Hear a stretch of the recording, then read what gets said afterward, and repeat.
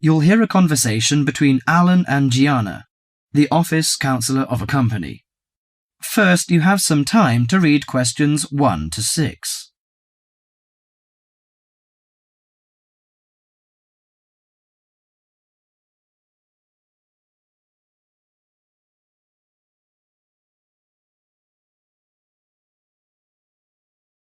Now listen to the conversation and answer questions 1 to 6. What's up, Gianna? You look like you're in bad shape. Yes, maybe I'll get sick leave from the boss and finally catch up on some sleep. I've barely eaten and slept in days. Those are warning signs of occupational stress. How are things at work? Terrible.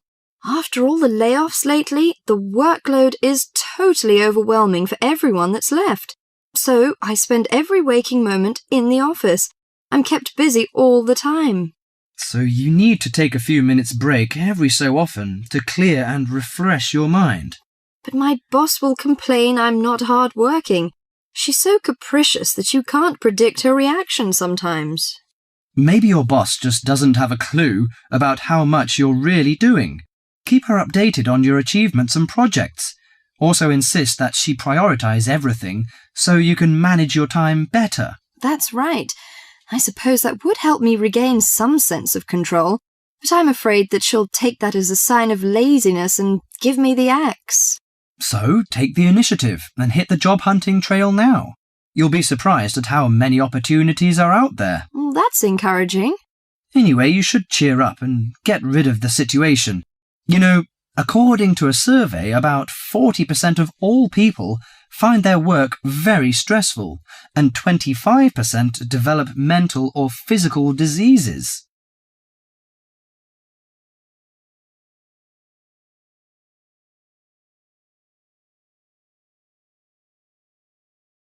Before you hear the rest of the conversation, you have some time to look at questions 7 to 10.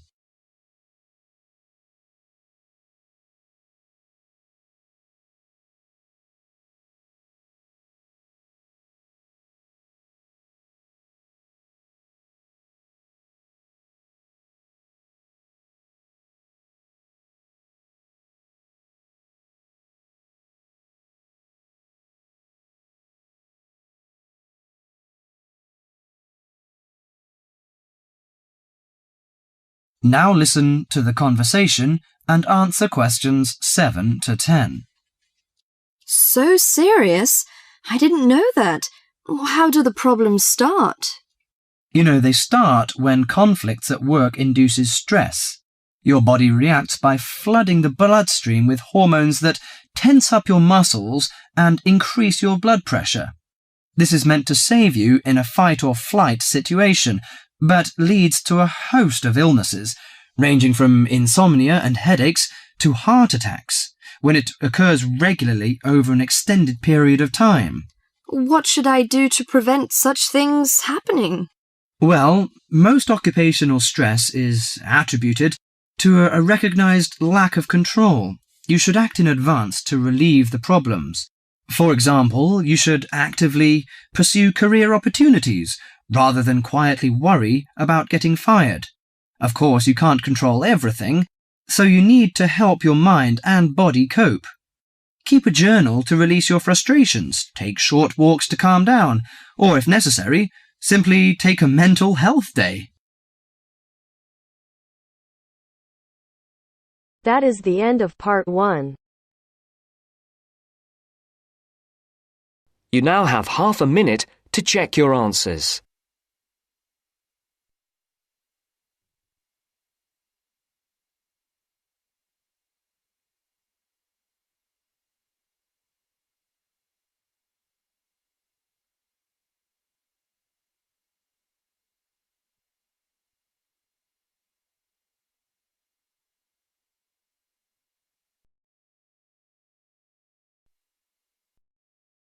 Now turns to part 2.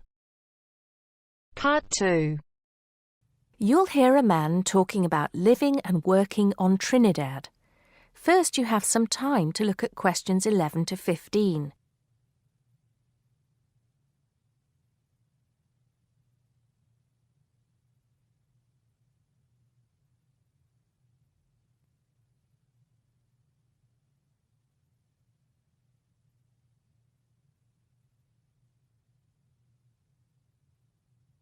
Now listen carefully and answer questions 11 to 15. Hi, I'm Steve Pinfold, and I'm here today to tell you about my gap year, which I took about 20 years ago. Unlike many students these days who go travelling or get some work experience between school and university, I decided to do something completely different after finishing my degree. I applied to work for a charity organisation. What it does is it sends people with particular skills to countries where those skills are needed. Apart from having some experience teaching English to summer school students, I didn't have any particularly useful skills, I thought, but luckily I was still accepted. I had to find the money for the flight, but you get free accommodation. I stayed with a family of 5. And you do get paid, but not much. It's a bit like pocket money, enough to get by. I worked in an orphanage and taught English at a local school. Where was I? Well, originally I was going to be sent to a village in India, but at the last minute the organisation decided to send me to Trinidad. Now, this is a fascinating place. It's an island in the Caribbean. Well, in fact, the country is actually 2 islands. The smaller one is called Tobago, which is connected somehow to the word tobacco.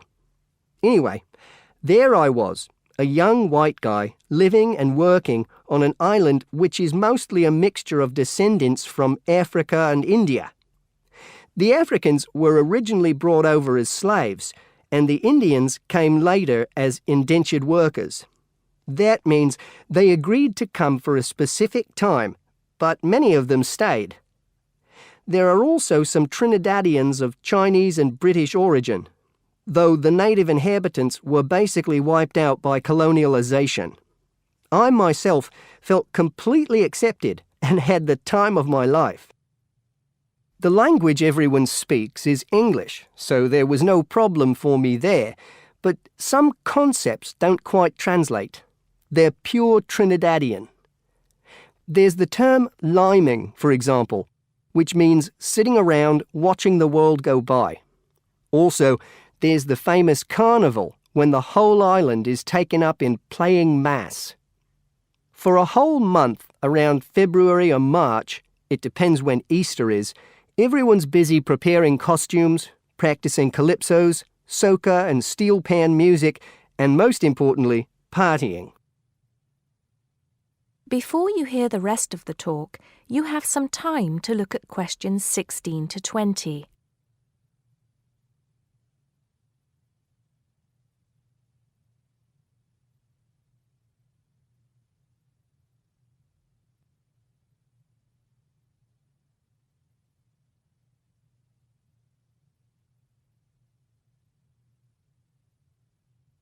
Now listen and answer questions 16 to 20.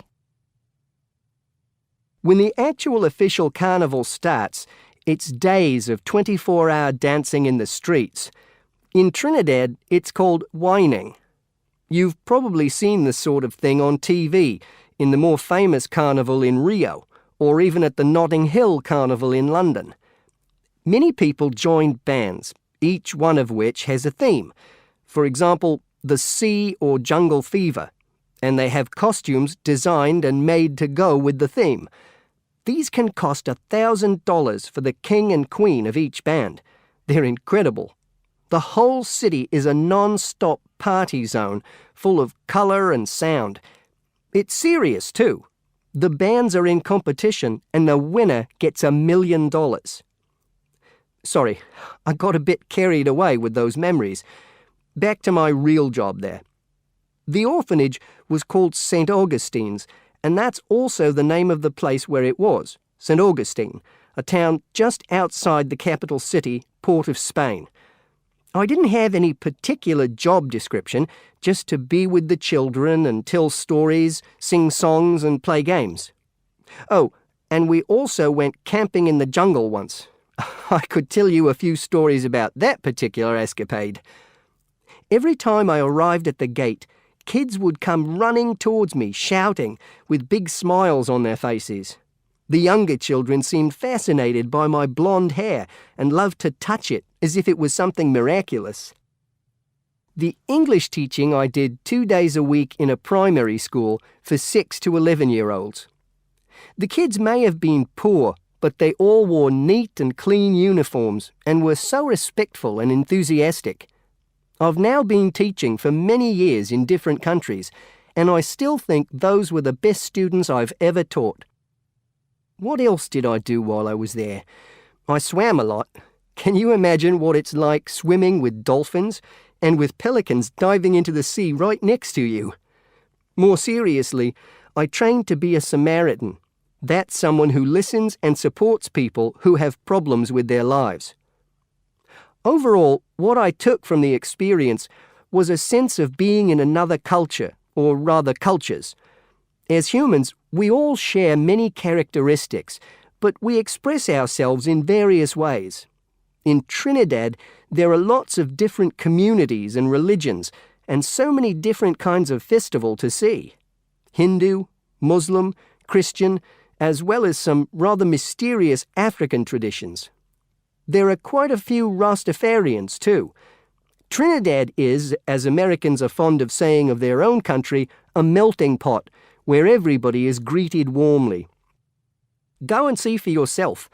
I'm not sure how it's changed since I was there, but I'd love to find out. That is the end of part 2. You now have half a minute to check your answers.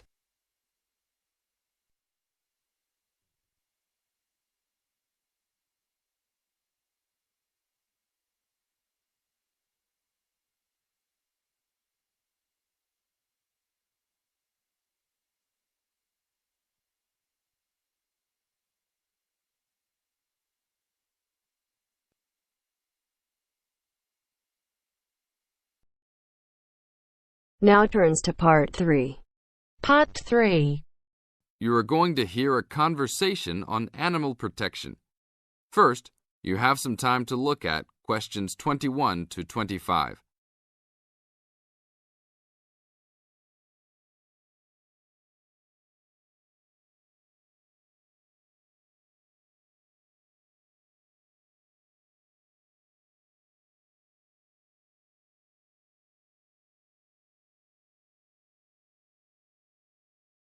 Now listen to the tape and answer the questions. Thanks for joining us today, Mike. How did Baja California become a consideration for a condor release?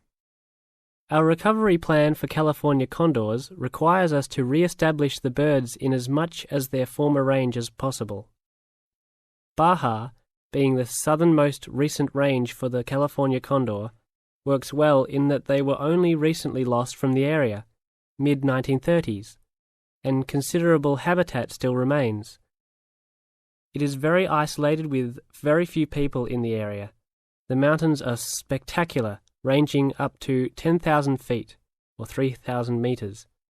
Our selected release site is at nearly 8,000 feet, 2,400 meters.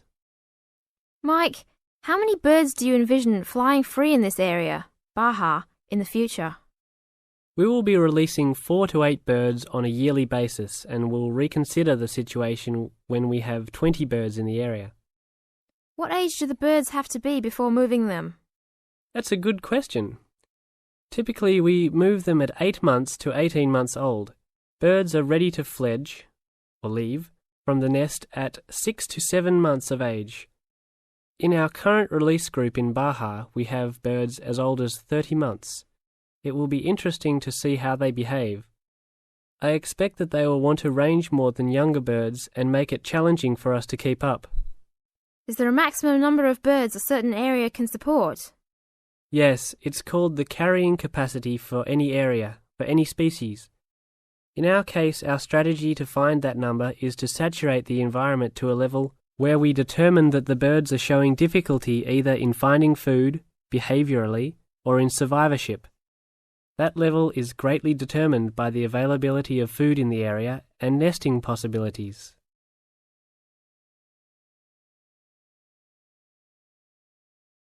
Now look at questions 26 to 30.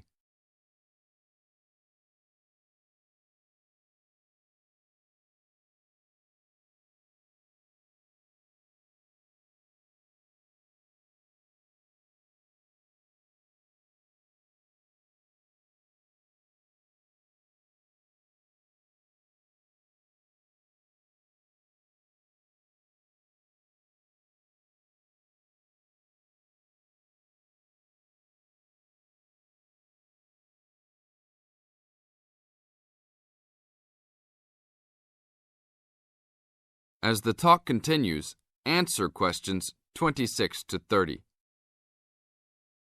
What do you hope to accomplish with this release in the long run?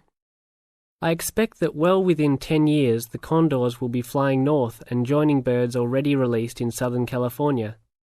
Hopefully we will reach at least 150 birds in each of these populations within about 15 years. What would you say is the biggest contribution to the California Condor program's success? That would have to be the fact that we were able to breed the birds in captivity from the 27 birds we started with in 1987 to the 205 birds we have today. This is thanks to cooperation between the San Diego Wild Animal Park, the Los Angeles Zoo, and the World Center for Birds of Prey in Boise, Idaho. Are there any problems keeping track of and protecting your released animals outside of the US? Nope. We are using radio transmitters and will be using the new satellite and GPS transmitters as well. Which system is better? Using satellites. The advantages over radio telemetry are numerous. It makes it possible to keep up with the bird's flight without being led miles in a matter of minutes. It took the young condor only a week to migrate across the state, and with just radio telemetry, poor weather can keep a plane grounded, and not all roads are accessible to track them on ground. New technology will allow one to be able to track birds that are not accessible by plane. Also, it is a new way to gauge the effectiveness of reintroduction. How so? If a condor transmitter works properly, researchers will get a location every 10 days for about 2 years.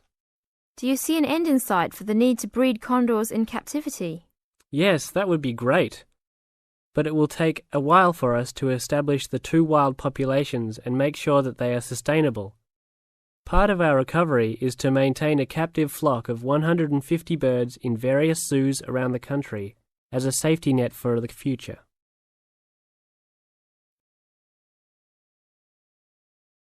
That is the end of part 3. You now have half a minute to check your answers.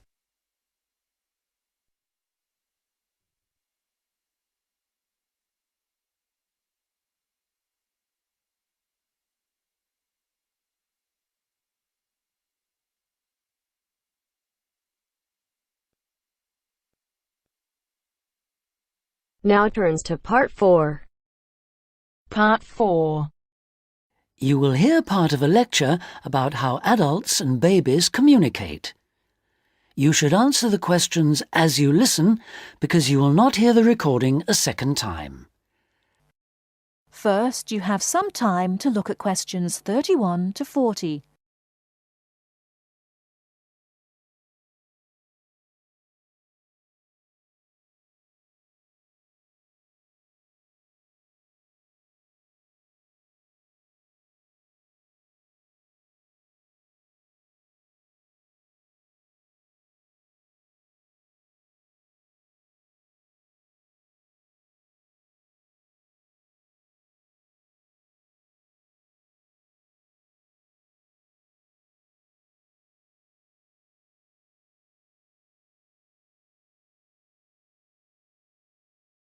Now listen carefully and answer questions 31 to 40. Hi, I'm Emma Bailey, and today I'm going to be talking baby talk. Hopefully, you'll find the subject interesting rather than infantile. I'd like to start by getting you to imagine a scenario. You're in an office or at a family gathering when a mother comes in with her young baby. Like everyone else, you want to see the mother and baby, and you probably want to talk to the baby. How do you do this? What kind of language do you use? Recent research has shown that adults all talk to babies in similar ways. They repeat phrases over and over again in a high-pitched sing-song voice with long vowel sounds.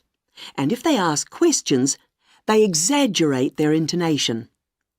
Researchers have discovered that this kind of language, which they have called motherese, is used by adults all over the world when they talk to babies. And according to a new theory, motherese forms a kind of framework for the development of language in children. This baby talk, so the theory goes, itself originated as a response to another aspect of human evolution, walking upright. In contrast to other primates, humans give birth to babies that are relatively undeveloped. So, whereas a baby chimpanzee can hold on to its four-legged mother and ride along on her back shortly after birth, helpless human babies have to be held and carried everywhere by their upright mothers. Having to hold on to an infant constantly would have made it more difficult for the mother to gather food. In this situation, researchers suggest, human mothers began putting their babies down beside them while gathering food. To pacify an infant distressed by this separation, the mother would talk to her offspring and continue her search for food.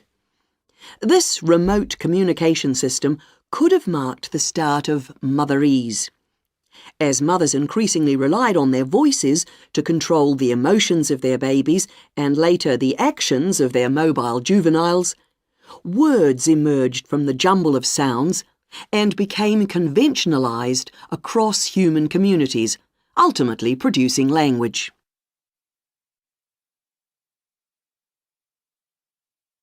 Not all anthropologists, however, accept the assumption that early human mothers put their children down when they were looking for food. They point out that even modern parents do not do this.